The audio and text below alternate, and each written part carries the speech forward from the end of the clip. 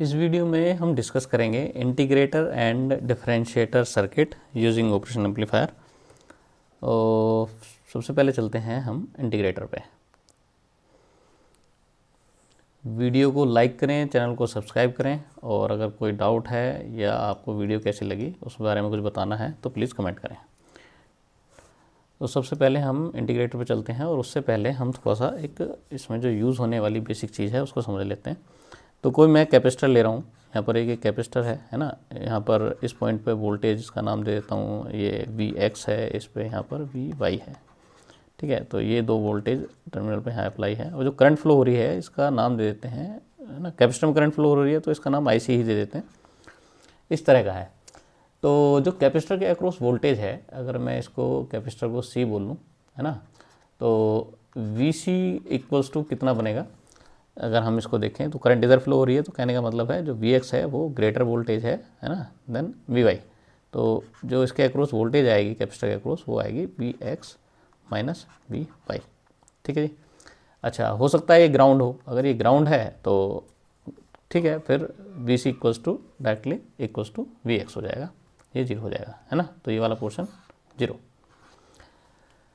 अब यहाँ पर IC की वैल्यू क्या होगी, तो अगर IC की वैल्यू को देखोगे तो IC इक्वल्स टू, अगर आप इसको आपने 12th में पढ़ा होगा, IC equals to C dVc divide by dt, ठीक है। तो जो ये Vc है ये वोल्टेज अक्रॉस कैपेसिटर है ना।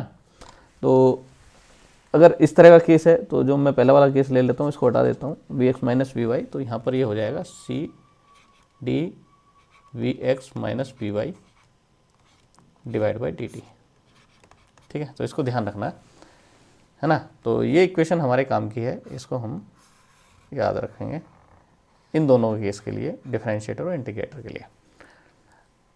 अब आ जाते हैं इधर, इसका नाम कर देते हैं V इन कर देते हैं, ठीक है, और इसको रहने देते हैं। अब यहाँ पर हम इसको पहले एम्पलीफायर को देखेंगे। देखो नेगेटिव फीडबैक अप्लाई है, ठीक है जी। अच्छा, और जो वोल्टेज जो V इन दे रहे हैं वो भी हम इन्वर्टिंग टर्मिनल पर दे रहे हैं, तो इसका मतलब ये इन्वर्टिंग एम्पलीफायर है ना। तो आउटपुट जो भी आएगा नेगेटिव आएगा, ठीक है। उसके बाद हम यहाँ पर देखते हैं, ये आपका ग्राउंड है तो ये वाला पॉइंट भी आपका ग्राउंड होगा, वर्चुअल ग्राउंड। तो यहाँ पर जो V, इसका नाम दे देते हैं VA दे देते हैं, A नोड मान लेते हैं इसको, है ना। इस वाले पॉइंट को A नोड मान लेते हैं। तो VA जो हो गया, VA इक्वल्स टू हो गया 0। करंट जो है फ्लो हो रही है वो equals to 0, I equals to 0, है ना, जो इनपुट करंट है। अब यहाँ पर जो करंट फ्लो हो रही है इसका नाम दे देते हैं I, और इधर जो करंट फ्लो हो रही है इसका नाम दे देते हैं IC। तो KCL अप्लाई करते हैं इस नोड पे, तो ये बनेगा I equals to IC। I की वैल्यू कितनी है, जैसे कि हमने इन्वर्टिंग एम्पलीफायर, नॉन इन्वर्टिंग में हमने सब में कैलकुलेट की है, ऐसे यहाँ पर करनी है। तो I की वैल्यू बनेगी V in minus VA divide by R। तो यहाँ पर सिंपली क्या हो गया, V in divide by R, है ना। VA इक्वल्स टू 0 है, और IC की वैल्यू यहाँ से देखनी है, ठीक है। तो वोल्टेज अक्रॉस कैपेसिटर, तो वोल्टेज अक्रॉस कैपेसिटर क्या है, करंट इधर फ्लो हो रही है, तो कहने का मतलब है VA इक्वल्स टू 0, ये है ना ग्रेटर वोल्टेज है देन V नोट। तो यहाँ पर बनेगा C D, इसको एक बार मैं पूरा एक्सप्रेशन लिख देता हूँ और उसके बाद फिर मैं इसको छोटा कर दूँगा। तो C dV D VA minus V note divide by DT, ये आपका बनेगा। क्लियर है। तो VA है हमारा 0, तो इसको और थोड़ा सा आगे मैं यहाँ पर इधर कर देता हूँ। तो V in divide by R equals to minus C dV naught divide by DT, ये आपका एक्सप्रेशन आ गया, ठीक है। अब मुझे चाहिए V आउट की वैल्यू निकालनी है, तो V आउट की वैल्यू यहाँ निकाल देते हैं। तो V नोट जो निकालेंगे, है ना, V note V out, C इधर गया तो यहाँ पर मल्टीप्लाई कर रहा है, इधर डिवीजन करेगा और ये माइनस में रहेगा, ठीक है। और इंटीग्रेशन जब जाएगा इधर, ये सॉरी जब डिफरेंशिएशन है ना इधर, तो इधर से जब जाएगा तो ये क्या करेगा, इंटीग्रेट करेगा। तो ये बनेगा -1 डिवाइड बाई RC, ठीक है। और जो कैपेसिटर है यहाँ ये फीडबैक की फॉर्म में है, इसको ध्यान देना है ना। कैपेसिटर जो है फीडबैक वाला है, तो कहीं सी एफ भी हो सकता है, तो इसको सी एफ भी लिख सकते हो। तो 1/RC इंटीग्रेशन ऑफ वी इन, ठीक है, डी टी, ये हमारा आउटपुट आया। ठीक है, तो ये आउटपुट का एक्सप्रेशन है। अच्छा, तो आउटपुट का एक्सप्रेशन हो गया ये। अब इससे रिलेटेड वेवफॉर्म, और इसमें एक चीज़ और है कि इंटीग्रेटर जो है ना, इसको बोलते हैं हम, इसको फ़िल्टर भी बोलते हैं। कौन सा फ़िल्टर है इसको हमें आइडेंटिफाई करेंगे अभी। ठीक है, तो इसको याद रखेंगे। अब मैं इसको रफ कर देता हूँ क्योंकि मुझे एक सर्किट और बनाना है। अच्छा, वी नोट की जो वैल्यू है इस सर्किट के लिए, चाहे आपका इन्वर्टिंग हो नॉन इन्वर्टिंग हो, तो वी नोट इक्वल्स टू जो होता है वो जो यहाँ पर जो करंट फ्लो हो रही है और जो भी है ना, जैसे यहाँ आईसी फ्लो हो रहा है और जो भी इसका इम्पिडेंस है या रेसिस्टेंस है जो भी है उससे मल्टीप्लाई कर देते हैं। तो V naught equals to simply क्या हो गया, वोल्टेज एक्रॉस रेसिस्टर अगर फीडबैक रेसिस्टर है, या अब यहाँ पर कैपेसिटर है तो वोल्टेज एक्रॉस कैपेसिटर, तो V naught equals to V C ही होगा, है ना। तो V naught equals to V C. ठीक है, तो इस चीज़ को याद रखते हैं कि जो वोल्टेज है वो बेसिकली जो फीडबैक जो भी एलिमेंट है, चाहे वो कैपेसिटर हो चाहे रेसिस्टर हो, उसके एक्रॉस जो भी है ना, उसके एक्रॉस हम वोल्टेज ले रहे हैं, ये समझ लो। तो इस सर्किट को मैं थोड़ा सा इस तरह बना सकता हूँ। यहाँ पर आर हो गया और यहाँ पर मैं इसको कैपेसिटर ले लेता हूँ, और ये हमारे हो गए। यहाँ पर हम वी इन अप्लाई कर रहे हैं, जैसे कि हमने ये वी इन लिया है ना। इधर से मैं वी आउटपुट ले रहा हूँ जो कैपेसिटर के अक्रॉस है, वी नोट। तो प्लस माइनस कर देते हैं, इधर भी प्लस माइनस कर देते हैं, ये आर है। अच्छा, अब एक केस ध्यान रखेंगे, जो हमने सी लिया है, तो जो इसका है ना इम्पिडेंस है ना, रिएक्टिव एक तरह से जो इम्पिडेंस है वो एक्स सी इक्वल्स टू बनेगा 1/2πfc, ये फार्मूला होता है। ठीक है, तो फ्रीक्वेंसी पर डिपेंड करता है, फ्रीक्वेंसी इंक्रीज या डिक्रीज हो रही है ना। तो यहाँ पर भी दो केस ले लेते हैं। एज्यूम करते हैं कि f की वैल्यू जो है ना वो है, तो f को लेंगे और xc की वैल्यू निकाल लेंगे। ठीक है, अब ठीक है, वैसा वो इस तरह का कुछ बनाते हैं उसको, और पता नहीं कौन सा है, मैं इसको xc बोल रहा हूँ। f इक्वल्स टू ले लेते हैं 0, यानी लो फ्रिक्वेंसी, है ना। v इनपुट जो है ये क्या है, बेसिकली ये कोई साइनसोइडल सिग्नल भी हो सकता है, डीसी सिग्नल भी हो सकता है ना। तो साइनसोइडल सिग्नल है तो उसकी फ्रिक्वेंसी कम फ्रिक्वेंसी भी हो सकती है, ज़्यादा फ्रिक्वेंसी भी हो सकती है। तो मैं क्या कर रहा हूँ, f इक्वल्स टू 0, मैंने सबसे दो एक्सट्रीम केस ले लिए। एक तो लोएस्ट फ्रिक्वेंसी 0, है ना, डीसी वोल्टेज जो होती है 0 फ्रिक्वेंसी 0 हर्ट्ज, और उसके करस्पॉन्डिंग जो एक्स की वैल्यू आएगी वो आएगी इनफाइनाइट। तो कहने का मतलब है जो सर्किट बिहेव कर रहा है लो फ्रिक्वेंसी के लिए, वो किस तरह का बिहेव कर रहा है, वो ओपन है। ठीक है, ठीक है, इसको दोबारा प्लॉट करना पड़ेगा। तो अब इस वाले केस के लिए ये इस तरह का है, यानी ये ओपन है ना। तो कोई कैपेसिटेंस नहीं है। ठीक है, तो जो भी वी इन पे यहाँ पर इनपुट दे रहे हो वही आपका आउटपुट पे आ रहा है। क्लियर है। तो कहने का मतलब है जो भी सिग्नल हैं, यानी लो फ्रिक्वेंसी के जो भी सिग्नल दे रहे हो सारे सारे पास हो रहे हैं, है ना, विदाउट एनी एटेन्यूएशन। ठीक है जी, सारे सारे पास हो रहे हैं। तो इसका मतलब है ये लो फ्रिक्वेंसी को पास करने वाला है। तो इंटीग्रेटर क्या हो गया, लो फ्रिक्वेंसी को पास कर रहा है। अच्छा, अब हाई फ्रिक्वेंसी के लिए भी टेस्ट कर लेते हैं। इसको इन्फाइनाइट लेते हैं f को, तो xc की वैल्यू कितनी हो जाएगी, 0। तो 0 का मतलब है यहाँ पर जो कैपेसिटर लगा था अब क्या हो जाएगा, शॉर्ट हो जाएगा। तो हाई फ्रिक्वेंसी के लिए क्या हो रहा है, शॉर्ट। तो वी नोट इक्वल्स टू क्या बन गया, 0। तो कहने का मतलब है वी इन अगर आप हाई फ्रिक्वेंसी वाला सिग्नल दे रहे हो, है ना, वी इन पे, तो आउटपुट आपका आएगा 0, है ना, क्योंकि ये शॉर्ट हो गया। तो कैपेसिटर क्या हो गया, शॉर्ट हो गया। तो हाई फ्रिक्वेंसी को ये पास नहीं कर रहा है, हाई फ्रिक्वेंसी आउटपुट पे, जो हाई फ्रिक्वेंसी सिग्नल है वो आउटपुट पे नहीं आ रहे। ठीक है, तो कहने का मतलब है इंटीग्रेटर हमारा है लो पास फिल्टर। ठीक है, तो लो जो फ्रिक्वेंसी है उनको पास कर रहा है और हाई जो फ्रिक्वेंसी है उनको क्या कर रहा है, ब्लॉक कर रहा है। हाई फ्रिक्वेंसी सिग्नल को ब्लॉक कर रहा है, लो फ्रिक्वेंसी सिग्नल को पास कर रहा है, आउटपुट पे पहुंचा रहा है। ठीक है, चलिए अब इसको आगे बढ़ाते हैं। अब आते हैं इसकी वेव फॉर्म पे। तो जैसे कि हमने डिस्कस किया, जो इसका हमने एक्सप्रेशन निकाला, तो V naught equals to -1/RC, है ना, integration of V in dt, ये बन गया। तो अब यहाँ पर देखते हैं, तो जब इसको इंटीग्रेशन को, है ना, जो इंटीग्रेटर है इसको अगर पॉजिटिव वोल्टेज देते हैं, तो जैसे यहाँ देख रहे हैं, तो यहाँ पर अगर हम पॉजिटिव वोल्टेज दे रहे हैं तो आउटपुट नेगेटिव आएगा। ठीक है, तो पर ये एक स्लोप आ रहा है ना, एज्यूम करो ये 1 वोल्ट की है।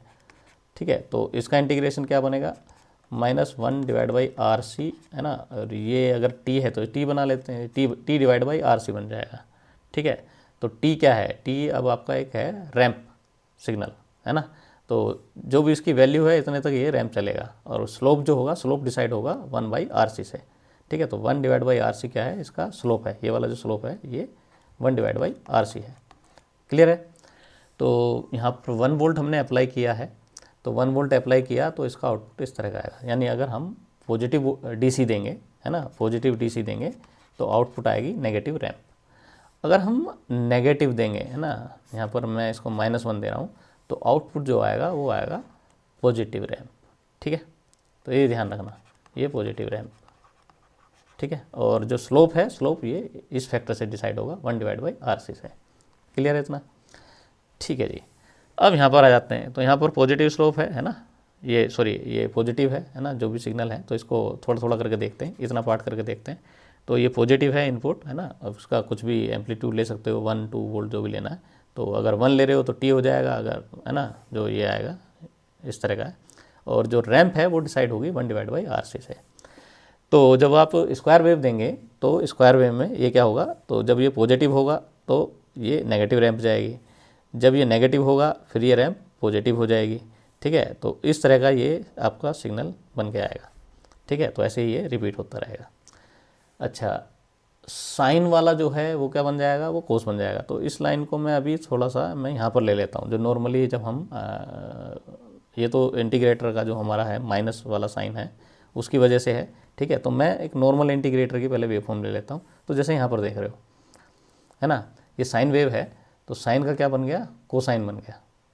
ठीक है, अच्छा, अब इसमें इन्होंने नेगेटिव बना दिया है, ये कोसाइन तो नहीं है, ये नेगेटिव कोसाइन है। ठीक है, चलो मैं यहाँ से इसको करेक्ट करता हूँ, इस वाले को ले लेते हैं। तो ये जो है ना 90 शिफ्ट है, तो इसको 0 मान लेते हैं, इसको यहाँ पर ये पाई है ना, ये 2 पाई है, यानी 180 का है, तो ये 90 वाला है, ये वाली 90 वाली लाइन है। ठीक है, इस तरह का ले लेते हैं। तो इसको इधर शिफ्ट करा दिया तो ये 90 वाला जो है ये 90 डिग्री इधर शिफ्ट हो गया है। ठीक है, तो अब ये साइन है, पर अगर 90 शिफ्ट हो जाता है तो ये क्या बन गया, कोसाइन बन गया, इस तरह का है। क्लियर है इतना, है ना, तो कोसाइन वेव फॉर्म है ये। अच्छा, अब क्योंकि साइन जो है ये जो है नेगेटिव है, तो नेगेटिव है ये आपका इस तरह का आएगा। ठीक है, तो सारा का सारा क्या है, ये जो नेगेटिव है ना साइड है उसकी तरफ शिफ्ट हो गया। तो अगर मैं इसको अगर मैं सिंपली के इंटीग्रेटर ले रहा हूँ सर्किट कोई, तो साइन का कोसाइन बन के आ जाएगा, है ना, 90 जो है उसका फेज शिफ्ट हो जाएगा और वो साइन की कोसाइन वेव फॉर्म बन जाएगी। पर क्योंकि अब यहाँ पर जो है इन्वर्टिंग एम्पलीफायर है और नेगेटिव साइन है, तो इस वजह से सारी की सारी जो वेव फॉर्म है वो नीचे शिफ्ट हो गई। ठीक है, अच्छा जी, यहाँ पर भी वही हमने बताया है, पर यहाँ पर जो स्लोप है ये नेगेटिव लिया है। और ये इंटीग्रेटर वो सर्किट नहीं है, जस्ट एक इंटीग्रेटर जो सर्किट होते हैं वो इंटीग्रेटर है। ठीक है, तो इंटीग्रेटर जो ओप एम्प का यूज़ कर रहे हैं उसका एक्सप्रेशन ये नहीं है, ये सिर्फ वी नोट इक्वल्स टू, जो यहाँ पर हमने डिस्कस किए हैं, वी नोट इक्वल्स टू, है ना, ये integration of V in D T करके है, इसको ये एज्यूम करके चलो। ठीक है जी, चलिए अब आते हैं इससे रिलेटेड कुछ प्रॉब्लम पे।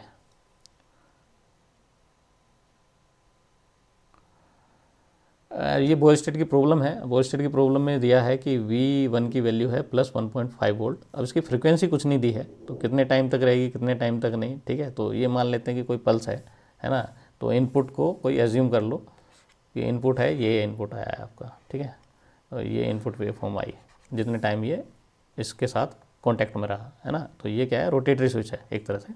तो ये 1.5 वोल्ट है इधर, तो ये है आपका इनपुट। तो इसके करस्पॉन्डिंग जो आउटपुट आएगा वो क्या आएगा, तो जैसे कि हमने ऊपर पढ़ा है कि ये क्या है, नेगेटिव रैंप आएगी, है ना। तो यहाँ तक मैं इसको एज्यूम कर लेता हूँ, तो इस तरह ये नेगेटिव रैंप चलेगी यहाँ तक। ठीक है, अब इसका स्लोप कितना होगा, स्लोप होगा 1 डिवाइड बाई आर सी। तो आर और सी की मल्टीप्लाई कर देना, ये स्लोप बनेगा। ठीक है, अब इस स्लोप के अकॉर्डिंग अगर इसको आप लाइन को ड्रा करोगे तो उसके करस्पॉन्डिंग आउटपुट आएगा।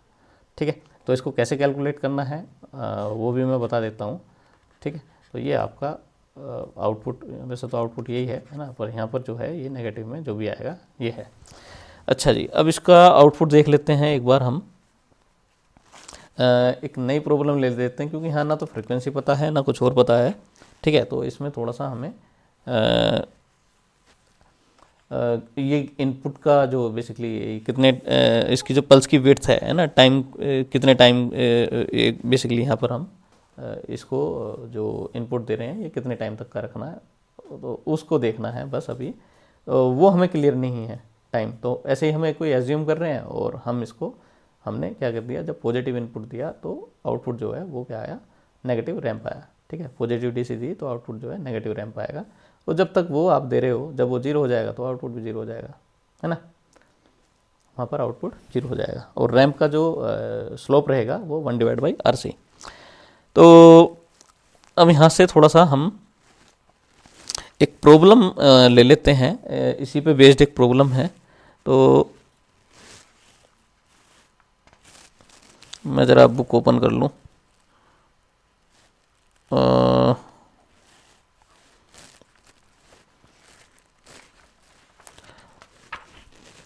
मैंने प्रॉब्लम लिखी हुई है नोटबुक में।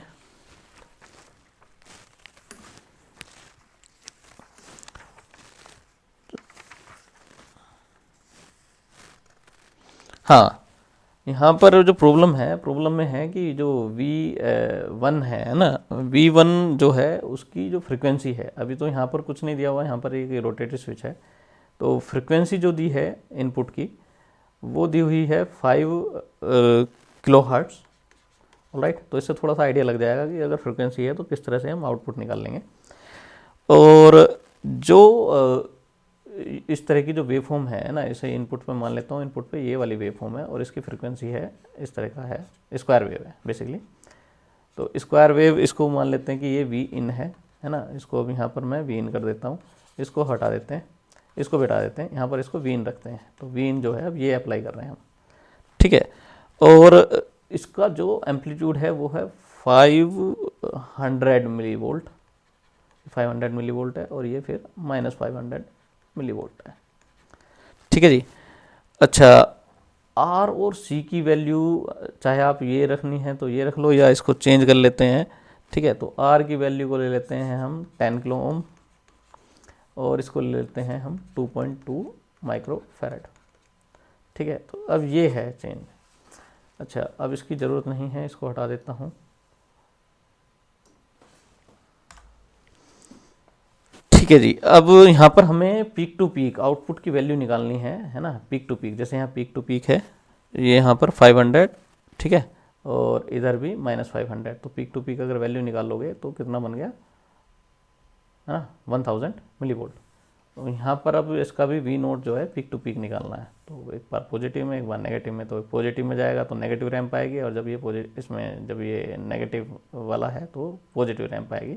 तो वो हमें पीक टू पीक निकालना है, ठीक है जी। तो सबसे पहले जो फ्रिक्वेंसी है 5 किलो हर्ट्ज़, पहले तो इसका हम देखते हैं कितना पीरियड है, ठीक है। तो इसका पीरियड अगर देखें तो टाइम पीरियड उस पूरी एक वेव फॉर्म का यहाँ से यहाँ तक का 1/5 किलो हर्ट्ज़ है, ठीक है। तो इसका मतलब है कितना, ये बनेगा 200 माइक्रो सेकेंड। तो हाफ कितना बना, 100 माइक्रो सेकेंड। तो इसका जो पीरियड है ना, ये पूरा टी जो है, ये तो टी पूरा है, ठीक है। तो मुझे हाफ टाइम से मतलब है, क्योंकि मेरा हाफ में पॉजिटिव है और हाफ में ये नेगेटिव है। तो हाफ का मतलब है 100 माइक्रो सेकेंड का, ठीक है। तो 100 माइक्रो सेकेंड, और ये हमें पता ही है कि जो आउटपुट आएगा, अगर इस तरह की हम एक स्क्वायर वेव दे रहे हैं, जो हमने पीछे हमने ड्रा की है, तो आउटपुट जो आएगी वो इस तरह का। तो ये आपका इस तरह से रैंप बनेगा, फिर इस तरह जाए, सॉरी यहाँ पर आएगा इस तरह, और फिर ये रैंप, और फिर ये रैंप, इस तरह चलेगा। तो हमें ये वैल्यू निकालनी है, ठीक है। तो यहाँ से यहाँ तक की जो वैल्यू है वो हो जाएगी हमारी वी पीक टू पीक, ठीक है। अब कोई ऑप्शन ही नहीं है, पीक टू पीक की वैल्यू निकालनी पड़ेगी, ठीक है जी। तो यहाँ पर 0 है और ये है। अब इसका जो फार्मूला बनेगा, है ना, तो वी नोट इक्वल्स टू, ये बनेगा हमारा, हम दे रहे हैं इस पर 5, जो ये हमने वोल्ट दी है 500, इनपुट जो दिया है millivolt, multiply by 10⁻³ multiply by कितने टाइम के लिए दे रहे हैं, तो ये टाइम है 100 multiply by to the power -6 है ना, 100 माइक्रो सेकेंड, तो माइक्रो सेकेंड का मतलब है 10 to the power -6 divide by, अब आ जाते हैं जो हमने ये कंपोनेंट लिए हुए हैं, तो ये बेसिकली ये आरसी फैक्टर है ना, तो ये आ गया हमारा 10 multiply by 10 to the power 3 multiply by 2.2 multiply by 10 to the power -6। ठीक है, ठीक है जी। तो इससे आपका ये ख़त्म हो गया, 10 टू द पावर 3 है। अच्छा जी, अब ये तो ख़त्म नहीं होगा, तो ये जाएगा ऊपर, ये इसको 6 बना देगा, है ना। अब इसको जब आप कैलकुलेट करोगे तो इसको कैलकुलेट करने पे जो वैल्यू आएगी अप्रोक्सीमेट इक्वल्स टू आपकी आएगी 5 डिवाइड बाई कितना बनेगा भाई, यहाँ पर 100, यहाँ पर 500, तो ये 50 बन गया, 50 डिवाइड बाई 10 बना, है ना, और ये ख़त्म, ये वैल्यू बनेगी। अच्छा, ये कुछ मैं गड़बड़ कर रहा हूँ क्या, ये तो बन गया 9, ये बन गया 3, तो 500 मल्टीप्लाई बाई 100, 500 मल्टीप्लाई बाई 100, इसको सोल्व करना भी मुश्किल हो रहा है कैलकुलेटर नहीं है मेरे पास, तो मुझे इसके ऐसे ही करना पड़ेगा। तो 10 multiply by 10 to the power 3 2.22,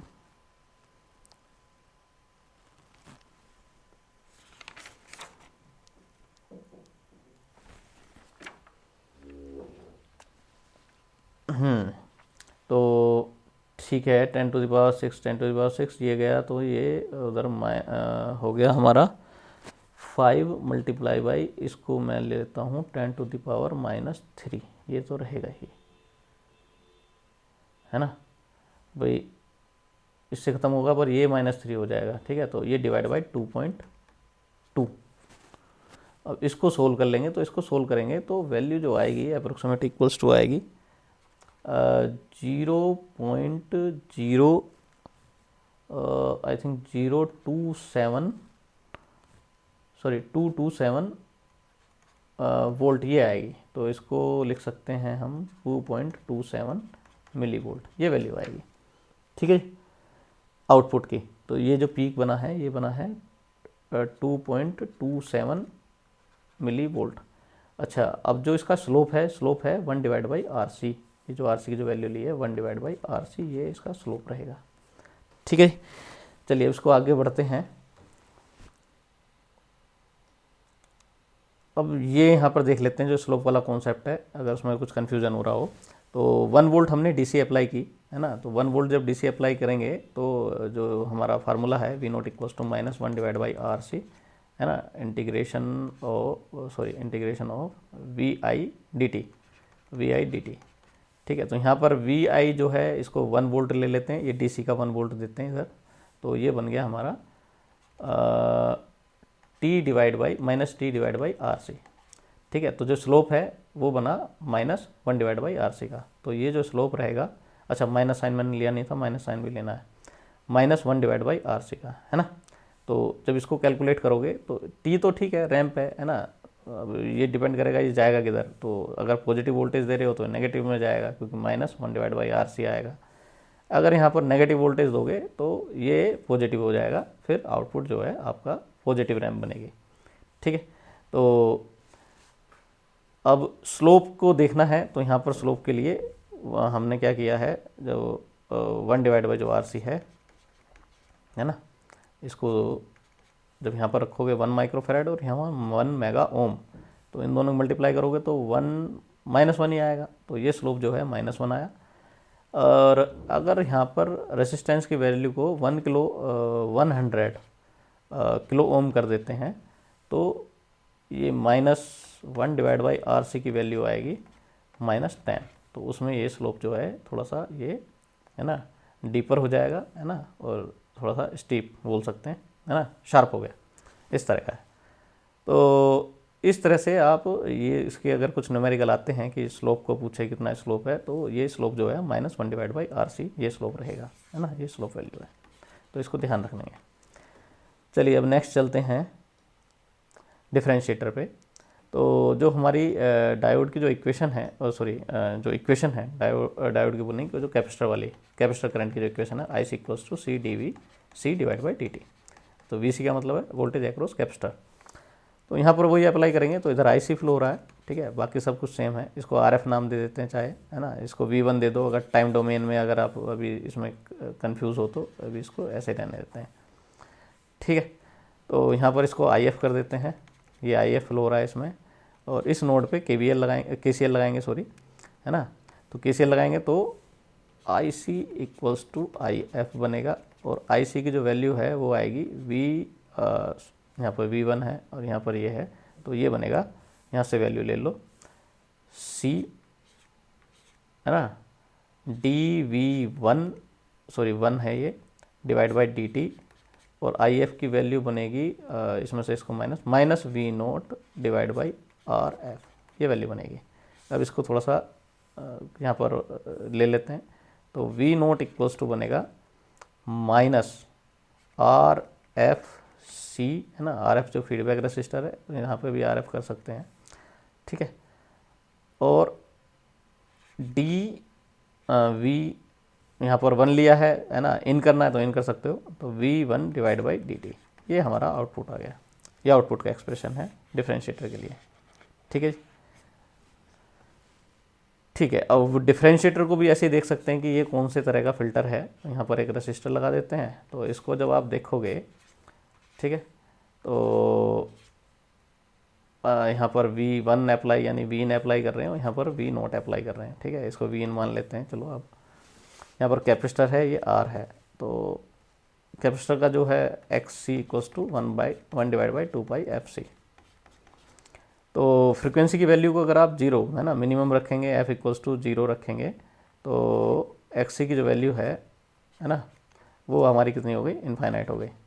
तो जब जीरो है यानी लो फ्रिक्वेंसी देने, तो इनफाइनाइट, यानी ये क्या हो रहा है, ये ओपन हो रहा है। ओपन हो रहा है तो कुछ भी पास नहीं होगा, है ना, ये ओपन हो जाएगा। इनफाइनाइट का मतलब है ओपन, तो ये क्या है, ये दोनों एक दूसरे से कनेक्ट ही नहीं रहेंगे, तो लो जो सिग्नल है वो पास ही नहीं हो रहा है, ठीक है। जब वो पास ही नहीं होगा, आउटपुट तक जाएगा नहीं, आर के अक्रॉस कुछ भी नहीं आएगा, तो आउटपुट आएगा जीरो। तो कहने का मतलब है ये लो फ्रिक्वेंसी को पास नहीं कर रहा है। अब देखते हैं कि यह हाई फ्रिक्वेंसी को पास कर रहा है, तो फ्रिक्वेंसी एफ को मान लेते हैं ये इनफाइनाइट, तो आउटपुट आएगा जीरो, मतलब जो एक्स की वैल्यू है जो वो आएगा जीरो। तो जीरो है, इसका मतलब ये शॉर्ट हो गया उस केस में। तो वीन पे जो भी सिग्नल है ना, हाई फ्रिक्वेंसी के जो भी सिग्नल है वो सारे के सारे आर में, है ना, तो आर के अक्रॉस आएंगे, तो आर के अक्रॉस आएंगे, तो आर के अक्रॉस जो वोल्टेज है वो डेवलप होगी, है ना। तो हाई फ्रिक्वेंसी सिग्नल को पास कर रहा है, तो इसको बोलते हैं हाई पास फिल्टर, ठीक है जी। अच्छा, अब आगे चलते हैं, अब इसकी वेवफॉर्म देख लेते हैं एक बार।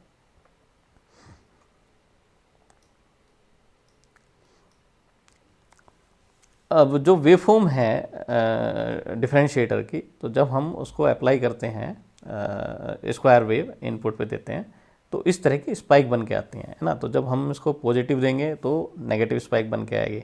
अच्छा, इस स्पाइक की विड्थ इंक्रीज या डिक्रीज हो सकती है, ठीक है, तो वो डिपेंड करता है आर सी की वैल्यू पे, ठीक है। तो जो टाइम कांस्टेंट है इसकी वैल्यू पे डिपेंड करता है कि इसकी पल्स जो है, जो स्पाइक की जो विड्थ है वो कितनी रहेगी, ठीक है।